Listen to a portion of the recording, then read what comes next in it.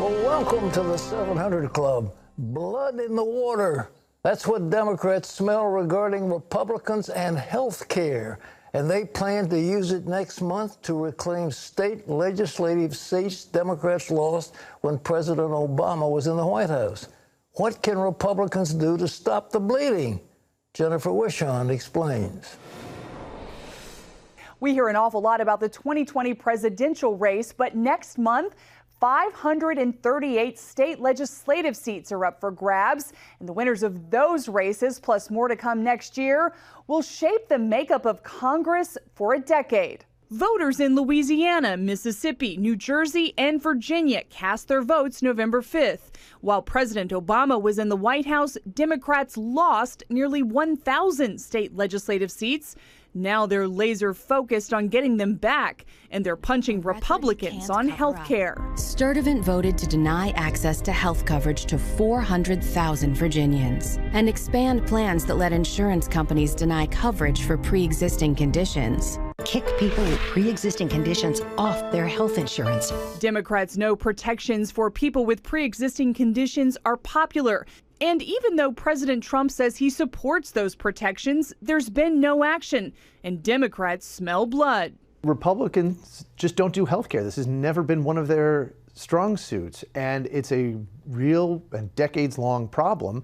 It's one of the reasons we got the Affordable Care Act, or Obamacare, is because Republicans have paid insufficient attention to this issue. Tuesday, a group of House Republicans working closely with the White House released a proposal they say gives Americans freedom of choice, a clear alternative to socialist policies popular on the left. Parts of that proposal are really strong. They would take the $828 billion of workers' earnings that employers now get to control because of a weird quirk of the tax code. They would give that $828 billion to the workers who earned it. That's a huge change. And then the workers could buy their own health insurance that stays with them as they move from job to job, rather than having their employer choose a plan for them that disappears when they move to another job. And at the president's urging, protections for pre-existing conditions. We want to protect pre-existing conditions by treating those who are self-employed the same way we treat those who get insurance through their job. And how the health care debate turns out could have a lot to do with those state legislative races, because after the 2020 census, those lawmakers will draw congressional lines that will stand through 2030. Jennifer Wishon, CBN News, Washington. You know, I watched in that last congressional race how the Democrats just beat the Republicans all over the place. And the Republicans were worrying about some wall down in the southern border, and the Democrats were saying, we're going to take care of your health care, and they're not going to give you health coverage for pre-existing conditions. They're using the same playbook, and it is absolutely crucial that the Republicans who now hold the control of the Senate pass some kind of a resolution to say, look, we favor insurance for pre-existing conditions. They need to do it, and we see here in Virginia day after day after day hammering away on the same playbook that the Democrats used in the last election. Exactly the same thing. So to lose all the control, because the redistricting of these seats will be controlled by the state legislatures, and the districts will determine who the next congressmen are going to be. And it's a very, very important thing. And both parties are spending millions and millions of dollars to try to get that thing to win that particular race. But I don't think the Republicans yet have picked it up. But at least right now they're starting to do something.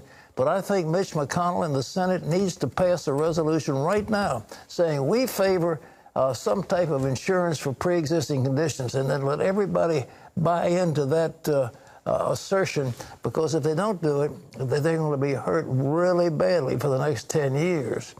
Well, in other news, Republicans are firing back at House Democrats, calling their impeachment inquiry, quote, illegitimate.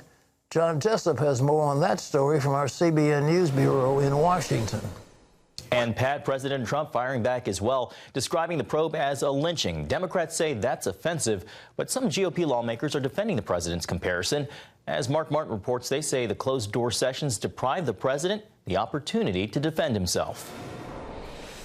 Senator Lindsey Graham plans to introduce a resolution condemning the closed-door impeachment inquiry, which he calls illegitimate. We cannot allow future presidents and this president to be impeached based on an inquiry in the House that's never been voted upon, that does not allow the president to confront the witnesses against him, call witnesses on his behalf, and cross-examine people who are accusing him of misdeeds. One of those witnesses, acting U.S. Ambassador to Ukraine Bill Taylor, testified Tuesday that he was told that if the president of Ukraine did not announce he was launching the investigations, President Trump would not release aid to Ukraine or agree to a White House meeting. The testimony also said Trump repeatedly told officials he wasn't after a quid pro quo, but established a trade between the U.S. aid and the investigations. A White House statement calls Taylor's testimony a triple hearsay and said the career diplomat is a radical, unelected bureaucrat. Vice President Mike Pence insisted there was no quid pro quo. The American people can read the transcript of the phone call the president had with President Zelensky, and they will see there was no quid pro quo. But Democratic Congressman Andy Levin of Michigan found Taylor's testimony troubling. In my 10 short months in Congress, it's not even noon, right? And this is my most disturbing day in Congress so far. Meanwhile, the president is under fire for describing the impeachment inquiry as a lynching. But how dare he compare our constitutional obligation for oversight to a hate crime? But on the CBN News program Faith Nation, a member of the Trump Leadership Council, Dr. Bill Bennett, said it was not a problem to use that word. The president is visceral in his reactions. I don't know if you've noticed that, but he tends to say the first thing that comes into his head. Yeah, I think it's okay. As I think you pointed out, high-tech lynching is what Clarence Thomas said. The Clinton protesters talked about lynching. Lynching has become a term much more broadly in use. On the issue of those closed-door hearings, Democrats say they plan to hold public hearings in coming weeks. Mark Martin, CBN News. Pat, no doubt things are heating up here in the Beltway. Well, they should heat up because this thing is illegitimate, what's being done in the House.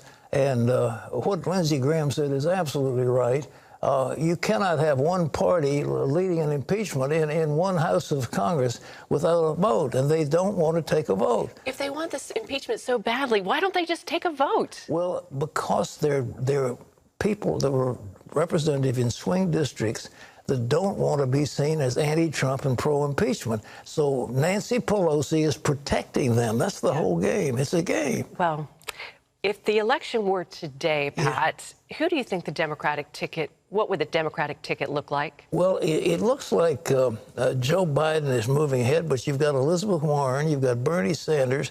It doesn't seem like either one of them will be able to form a coalition. I can't imagine who would be the vice president with Bernie Sanders or who would be the vice president with Elizabeth Warren. What about Mayor Pete? He did pretty well in the last election. Pete did so well. And, you know, the amazing ticket might wind up being Bernie Sanders as presidential candidate and Buttigieg as vice presidential candidate, and you got the BB ticket. Bernie, not Biden. But you know, you're not Bernie, Biden. Excuse me, I meant Biden. Oh, Biden and Buttigieg. Buttigieg. That could be. Well, who knows? But it's so chaotic right now. But you know, it's going to be Trump-Pence. I don't think that the Republicans, they've got their ticket pretty much lined up. But the Democrats, it's still in such flux. But it looks like Buttigieg came through so strongly in that debate.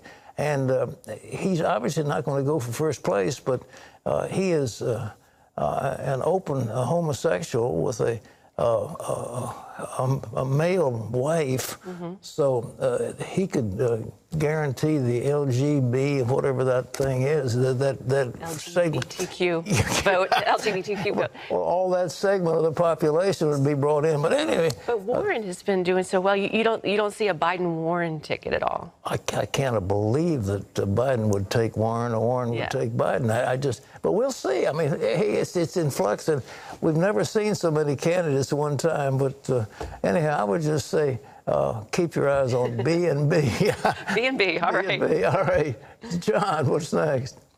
Pat, turning overseas, Russian and Turkish troops are moving into parts of northern Syria after Turkish President Erdogan and Russian President Putin struck a deal to end Turkey's invasion and divide the spoils. As Chris Mitchell reports, President Trump's decision to pull out American forces is likely to have consequences far beyond the Middle East. The Turkish invasion has not restarted, but CBN's Chuck Colton reports there's still fighting going on near the front lines. There are still sporadic bouts of fighting in this area between the FSA forces and the Syrian Democratic forces. There are also mortar attacks and bombs from drones being dropped. This after Russia and Turkey agreed to remove Kurdish fighters and patrol the security zone. Presidents Erdogan and Putin set down new guidelines for northeast Syria. The long-term stabilization of Syria, in general, can only be achieved, in our opinion, by observing Syria's sovereignty and territorial integrity. As of noon, October 23rd, within 150 hours, YPG terrorists and their weapons will be removed from 30 kilometers of the Turkish border, and the organization's fortifications and positions will be destroyed. The deal also allows Turkey to control land it invaded, calls for joint Turkish-Russian patrols, and for the Syrian regime to fill the vacuum of Kurdish-held areas. The deal between Presidents Erdogan and Putin marked the end of an era in northeast Syria and a stunning shift in power to Russia. It's crucial to note this is Russia, more than any other single country right now, that holds the whip hand in Syria.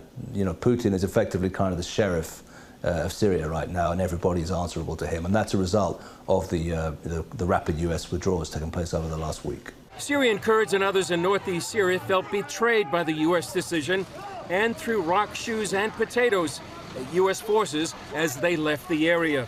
Some are on their way to Iraq, but Iraq's defense minister said those troops will have to leave in 4 weeks. President Trump compared the situation to a schoolyard fight. It's like two kids in a playground. They fight, you let them fight for a minute, and then you pull them apart. But the fight has left hundreds dead, hundreds of thousands displaced from their homes, and an historic geopolitical shift in the region. On Capitol Hill, both Democrats and Republicans tried to reassert U.S. presence in Syria. Senate Majority Leader Mitch McConnell introduced a resolution opposing the U.S. pullout from Syria and warned the U.S. pullout benefits Russia, Assad, Iran, and ISIS. A broader approach to America's position in the world, which I think, and 70 senators thought earlier this year, is more forward-leaning, certainly, than the decision the administration had made with regard to getting our troops out of eastern Syria. The pullout has resulted in a loss of U.S. credibility in the region. We're just not sure how much we can rely on the United States now or in the future. That is a reality on the ground. Chris Mitchell, CBN News, Jerusalem. Pat, this deal represents a huge shift in the balance of power in the Middle East. It was a geopolitical blunder of massive proportions, and our children and grandchildren will have to live with it, because the reputation of the United States as a reliable ally does not exist anymore. And who's going to join with us and give their sons and daughters to sacrifice, as the Kurds have done, if this is the way they're going to be treated and be called like schoolhouse bullies fighting and then being pulled apart? Hundreds of thousands of people are losing their lives and are losing their homes and losing their property. It's very serious. Well, shifting to the United States, I talked to my daughter who lives in Dallas, Texas, and she told me the consequences of recent hurricanes and tornadoes have been simply devastating. And I just want to show you some of the pictures of those people who are such wonderful friends who have suffered so much down in Texas. The weather has been ungodly. John. That's right, Pat. Dallas residents are cleaning up after a series of tornadoes devastated the area. 9 twisters swept through Dallas Sunday, including a powerful E3 with 140-mile-an-hour winds that tore a 15-mile path of destruction. About 300 buildings were destroyed or suffered major damage. Thankfully, Pat, no casualties from the storms. Power has been restored to some 130,000 customers. But, Pat, some people are still in the dark.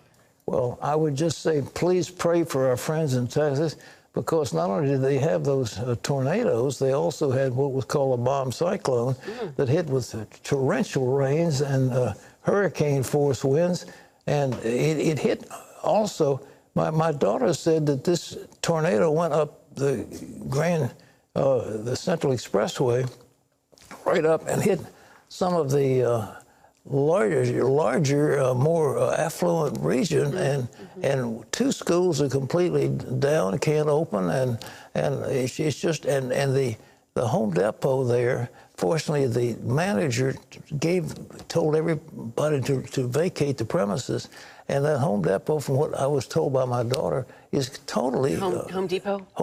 Totally devastated. Oh, my goodness. Just completely. And those are always so busy and crowded. Oh yeah, but I mean it's gone because of this terrible tornado. Tornadoes are so scary. At least with hurricanes, you have time to get out. That's right. You know it's coming, but tornadoes. And it's there. Okay. God bless them.